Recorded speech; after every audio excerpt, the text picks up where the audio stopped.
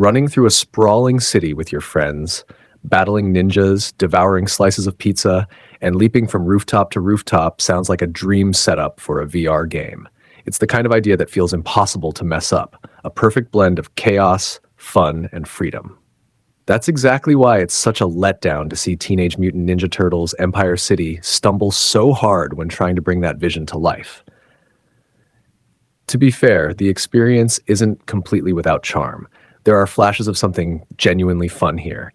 Hanging out with your friends is wisecracking, pizza-loving turtles has its moments, and the humor often lands in a way that feels true to the franchise. The parkour system, too, shows promise. Sprinting across rooftops, if scaling buildings, and chaining together fluid movements can feel satisfying when everything clicks.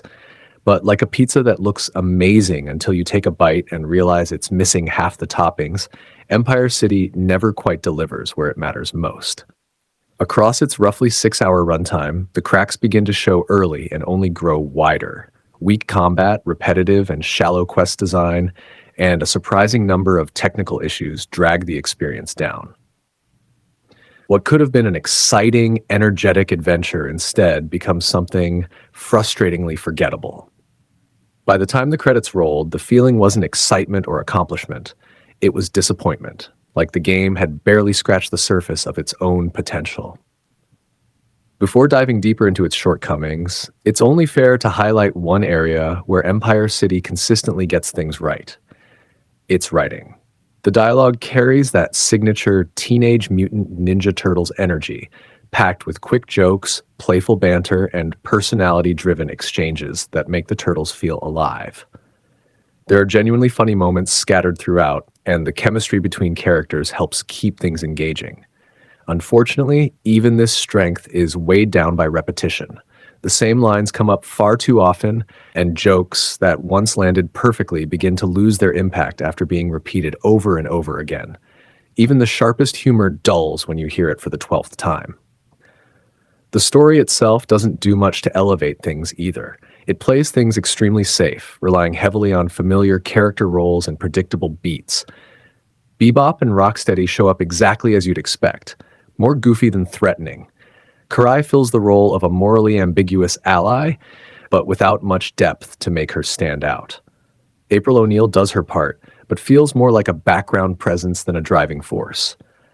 Altogether, the narrative feels like a checklist of expected TMNT elements, rather than a story with its own identity. By the end, it fades from memory almost immediately, leaving little impression beyond the surface-level familiarity. Where Empire City comes closest to fulfilling its fantasy is in its movement system. The parkour mechanics are easily one of its strongest features. Jumping across rooftops, dashing through the air, and using grapple hooks to traverse the environment can feel genuinely exhilarating at times. As you unlock upgrades like double jumps and improved mobility, the sense of freedom grows, and for brief moments, you truly feel like a skilled, agile ninja navigating the city with ease. While it doesn't reach the heights of other standout VR titles, it remains one of the few elements that consistently works in the game's favor. Unfortunately, that strong movement system is held back by the environments themselves. The game's 3 main areas, Eastside, Chinatown, and the Docks, feel lifeless and uninspired. Despite being presented as open hubs, they lack the energy and variety needed to make exploration exciting. Instead, you're pushed into repeating the same handful of activities again and again. The game attempts to mimic systems seen in other open-world titles, encouraging you to stop crimes and reclaim territory, but the execution feels shallow and underdeveloped. Tasks quickly become repetitive, and any sense of accomplishment is undermined when areas you've cleared revert back to enemy control almost immediately. There are small distractions scattered throughout these zones, like time trials that challenge you to complete simple tasks, shooting hoops, hitting targets with ninja stars, or collecting floating items. While these moments add a slight bit of variety, they feel more like temporary distractions than meaningful content. Collectibles offer a bit more incentive, especially those that tie into upgrades or customization, but even these additions aren't enough to fully counterbalance the monotony of the core gameplay loop. Combat, which should have been one of the game's biggest highlights, ends up being one of its weakest aspects. Regardless of which turtle you choose, fights quickly become repetitive. The basic loop of attacking, dodging, and repeating lacks depth, and while there are small additions like gadgets or a temporary power boost, they don't do enough to keep things engaging. Worse still, the mechanics themselves feel unreliable.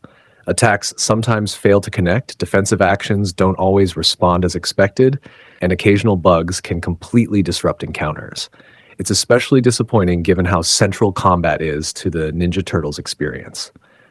Stealth offers an alternative approach, allowing you to take down enemies quietly, but it comes with its own set of issues. Enemy awareness is inconsistent, making it far too easy to eliminate entire groups without being noticed.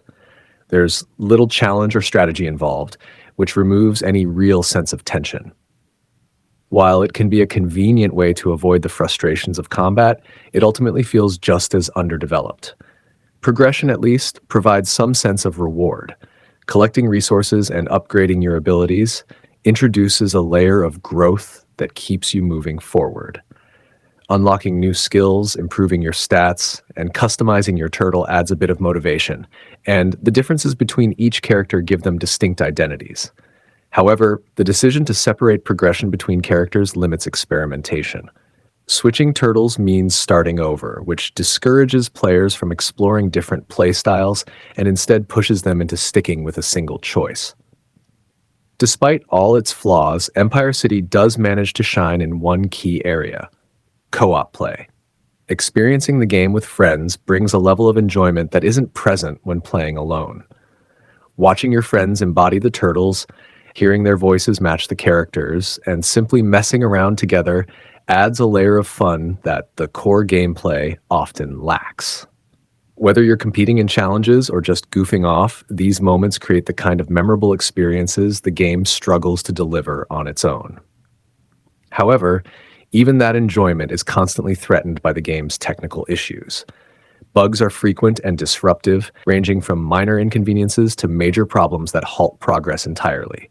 Missions fail to register completion, interactions stop working, and in some cases, progress can be lost entirely if you're forced to restart.